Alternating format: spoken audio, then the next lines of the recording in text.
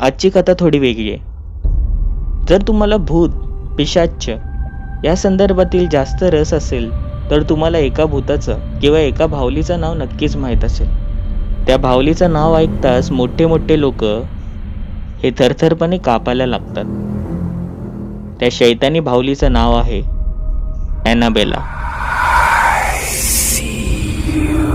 आजच्या या व्हिडिओमध्ये आपण आज ॲनाबेलाचा नक्की इतिहास काय हे जाणून घेणार आहोत. पण आपण आपल्या चॅनलला सबस्क्राईब केलं नसेल तर सबस्क्राईब करायला नक्कीच विसरू नका. या भयंकर कहाणीची सुरुवात होते 1970 पासून. डोना खरं तर ही नर्सिंगचा कोर्स शिकत होती आणि हो, हिला भावली यांच्यावर खेळायला फार आवडायचे. एवढी मोठी होऊन सुद्धा तिला भावली हिची काही साथ सुटली नव्हती. आणि काही दिवसातच तिचा जन्मदिवस आला. तिच्या आईने तिला एक छानशी भावली ही गिफ्ट दिली. ती बघताच तिच्या प्रेमात पडली आणि काही दिवसातच ती जिथे शिक्षणासाठी राहत होती रूम घेऊन ती तिथे निघून आली. तिच्यावर तिची मैत्रीण देखील होती, अँजी नावाची. दोघंही बेस्ट फ्रेंड्स. त्या भावलीबद्दल तिने अँजीला सांगितलं. तशी ती दिसायला साधीच, पण हो, तिला लांबून ठेवल्यावर असं वाटत होतं की एक मुलगीच त्यांच्याकडे पाहत आहे. सकाळी ते आपल्या कॉलेजला जायचे आणि संध्याकाळी येताच त्या भावलीवर खेळत बसायचे. काही दिवस हे उलटून गेले असतील आणि त्यांच्या नजरेत आलं की सकाळी ज्या ठिकाणी ते भावली ठेवायचे संध्याकाळी येताच त्याच्या उलट व्हायचे. सकाळी जर एका रूममध्ये ती भावली ठेवली असेल तर ती स्वतःहून खाली पडायची. जर ती किचनमध्ये ठेवली असेल तर स्वतःहून ती हॉलमध्ये जायची. आधी त्यांना संशय आला की चोरी वगैरे याचा काही प्रकार असेल, म्हणून एक दिवस ते चक्क घराशेजारीच लपून बसले. तो पूर्ण वेळ तिथून लांबून त्यांनी देखरेख केली आणि शेवटी त्यांनी आपल्या घराचा दरवाजा उघडला आणि त्यांनी पाहिले की ज्या खोलीमध्ये त्यांनी ती भावली ठेवली होती ती मुळात त्या ठिकाणी नव्हतीच. ती दुसऱ्याच खोलीमध्ये होती. या दोन्ही मैत्रिणींना फार भीती वाटली, म्हणून डोनांनी ती भावली घेतली आणि एका कपाटामध्ये बंद करून टाकली. पण पुन्हा तसलेच प्रकार होऊ लागले. दोघींना भास होऊ लागला की तो कपाट हळूहळू हा उघडत आहे. त्यातून कसला विचित्र आवाज येत आहे. रात्रीचं त्यांना कोणीतरी उठवण्याचा भास होत होता. कोणी त्यांचं नाव घेत आहे तर कोणी त्यांची चादर खेचत आहे. आणि एके दिवशी आपल्या कॉलेजमधून येऊन पाहतात तर काय, त्यांच्या चक्क घराबाहेरच ती भावली ही पडली होती आणि आजूबाजूला मोठ्या अक्षरात लिहिलं होतं, हेल्प मी, म्हणजेच मला मदत करा. त्या भावलीला पाहिलं तर तिच्या डोळ्यातून रक्त येत होते. या दोघांना फार भीती वाटली. त्यांनी तिकडच्या चर्चमधल्या एका प्रिस्टला बोलवलं. मग काय, त्या प्रिस्टने सांगितले ती भावली पोजेस्ड आहे, म्हणजेच तिच्या अंगात आत्मा आहे. त्या प्रिस्टने त्या भावलीला विचारले, सांग, तू या मुलींना का त्रास देते? आणि ती भावली बोलू लागली, काही वर्षाआधीच मी गेली आणि हो, ही भावली ही माझ्याकडेच होती. मी 7 वर्षाचे असतानाच कार ॲक्सिडेंटमध्ये माझा मृत्यू झाला. ज्या ठिकाणी राहत आहेत तिथेच मी आधी राहायचे. एवढे शब्द पुरेसे होते. डोनाचं मन वितळलं आणि तिने निर्णय घेतला. 7 वर्षाची मुलगी ही आपल्याला काय करणार? कारण की त्या भावलीने सांगितलं होतं की मला यांच्यावर राहायला फार आवडते. आणि बस, तिची एक चूक तिला किती भारी पडणार होती हे आता आपण पुढे बघूया. अगदी काही दिवसातच डोना आणि अँजीमध्ये भांडणं होऊ लागली.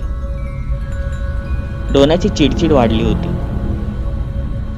पण जशी ती त्या भावलीवर खेळायची आणि बोलत बसायची तसं तिचं मन हलकं व्हायचं.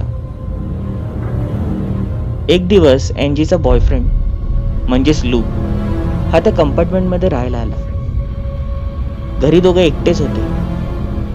अँजीने सगळा प्रकार हा तिच्या बॉयफ्रेंडला सांगितला. त्यातच बॉयफ्रेंडने सांगितले, खरं सांगू तर मलाही वाटत होतं की या भावलीमध्ये नेमकीच काहीतरी घोळ आहे, पण तू जरा सांभाळून राहा. लू बोलला. लू हा दुसऱ्या खोलीमध्ये झोपायला गेला. काही वेळ उलटला असेल आणि त्याची चादर कोणीतरी खेचली.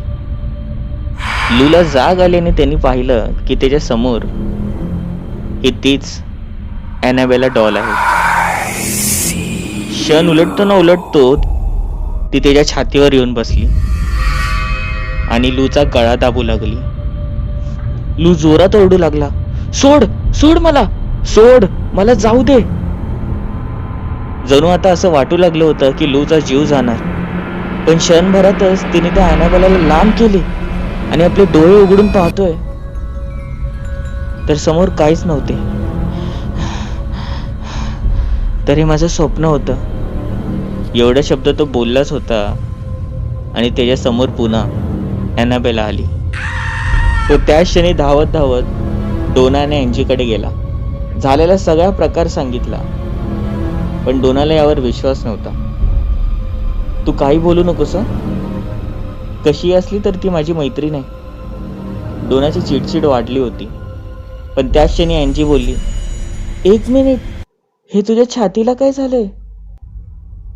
लूने आपल्या छातीला हात लावला आणि काहीतरी ओलावा हा जाणवू लागला.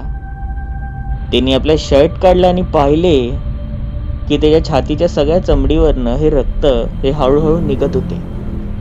असे वाटत होते की कोणीतरी नखाने बोचकारले आहे. तो आणि त्याचे दोन्ही मैत्रीण जोरात ओरडल्या. घराच्या बाहेर पडणारच, पण त्याच क्षणी ॲनाबेला ही जोरजोरात हसू लागली. कसे बसे दोघं घराच्या बाहेर आले. पण बोलतात ना, जेव्हा सगळे मार्ग हे बंद होतील तेव्हा एक मार्ग हा देव आपल्याला नक्कीच दाखवतो. यांच्याच ओळखीने यांनी लॉरन आणि एड वॉरनची मदत घेतली. हे दोघं अतिशय प्रसिद्ध व्यक्ती होते.